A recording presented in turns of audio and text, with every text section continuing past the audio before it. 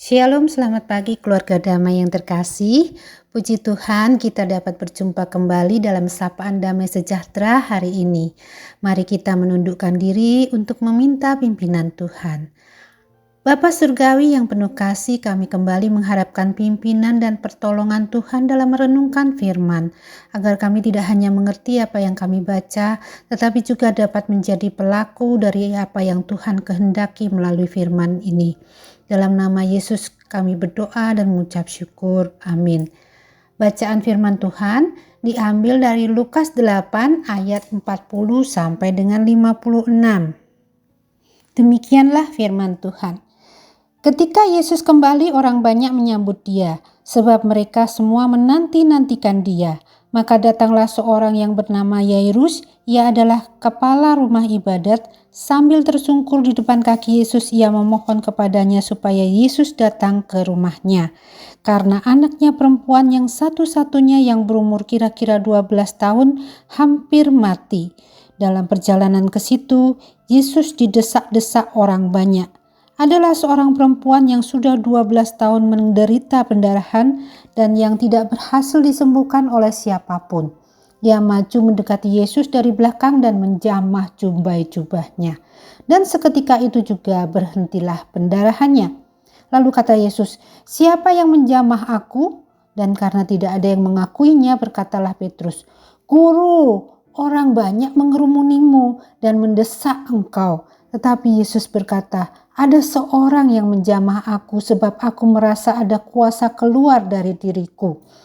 Ketika perempuan itu melihat bahwa perbuatannya itu ketahuan, ia datang dengan gemetar, tersungkur di depannya dan menceritakan kepada orang banyak apa sebabnya ia menjamah dia dan bahwa ia seketika itu juga menjadi sembuh.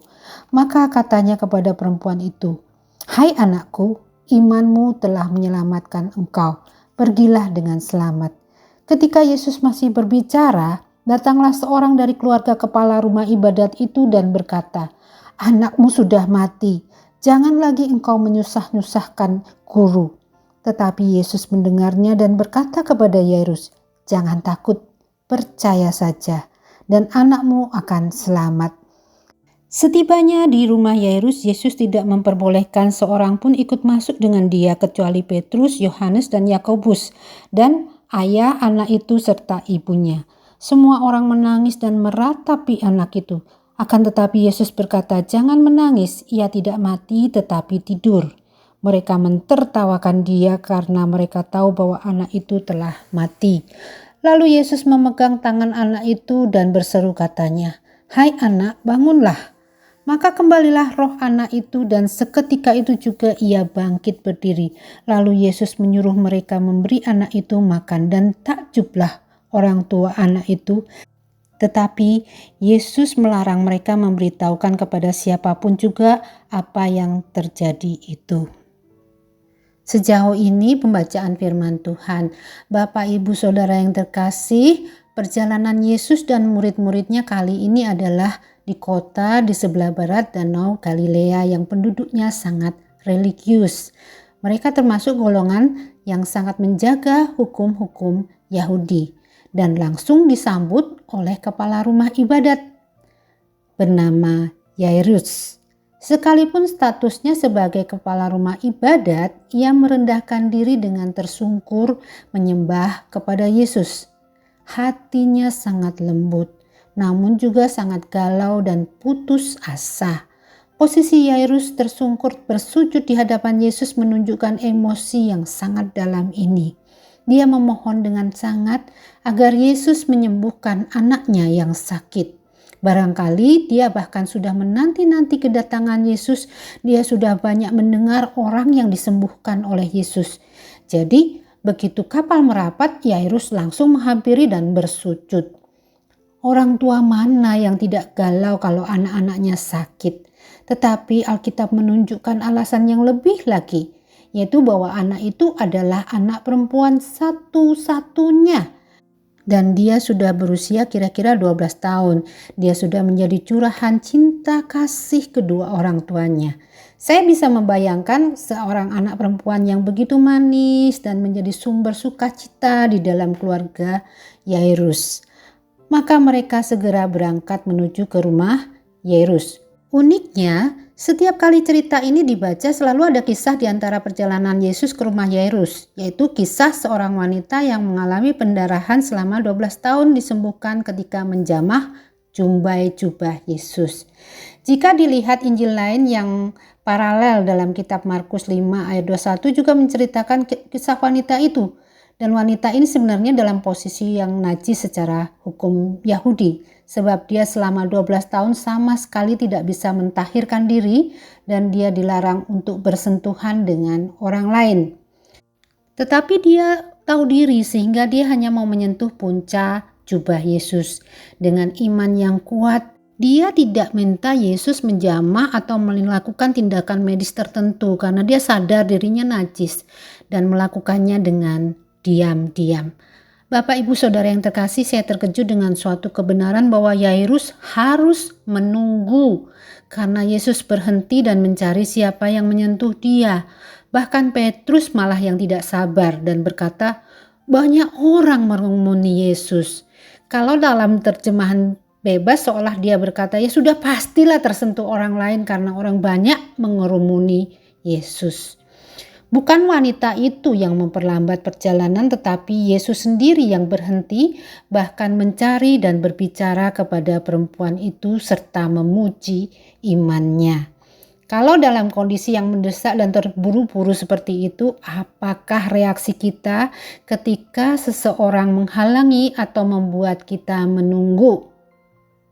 Apakah kita akan marah, panik, atau kesal dengan orang yang kita harapkan malah berlambat-lambat?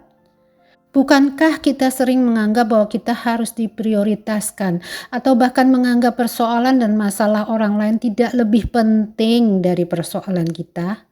Bagaimana kalau Tuhan berhenti untuk menyelesaikan persoalan orang lain lebih dahulu dan menyuruh kita menunggu? Kemudian apa yang dirasakan Yairus ketika seorang keluarganya datang dan memberitahu bahwa anaknya sudah mati? Ya, terlambat deh. Bisa saja dia menyalahkan ibu yang sakit itu, tetapi Yesus berkata kepadanya untuk tetap percaya dan anaknya akan selamat. Mungkin Yairus bisa kita istilahkan ngeblank ya. Ngeblank, bingung, galau, campur aduk. Tapi dia menurut dan tetap berjalan bersama Yesus. Reaksinya tetap sama ketika sampai di rumahnya dipenuhi dengan orang-orang yang melayat dan meratap menangisi anak yang mati itu. Bahkan setelah orang-orang itu mentertawakan ucapan Yesus, Yairus tetap menurut ketika Yesus menyuruh dia dan ibu anak itu masuk ke kamar beserta Petrus, Yohanes, dan Yakobus. Cinta kasih orang tua telah mendominasi pikirannya dan hatinya percaya mengharapkan kuasa Tuhan di dalam kehidupannya, juga pada anaknya. Lalu ia dan istrinya takjub akan pekerjaan Yesus membangkitkan anaknya yang mati. Bapak, Ibu, Saudara yang terkasih, hari ini kita belajar tentang relasi orang tua dan anak yang so sweet dalam kisah anak Yairus.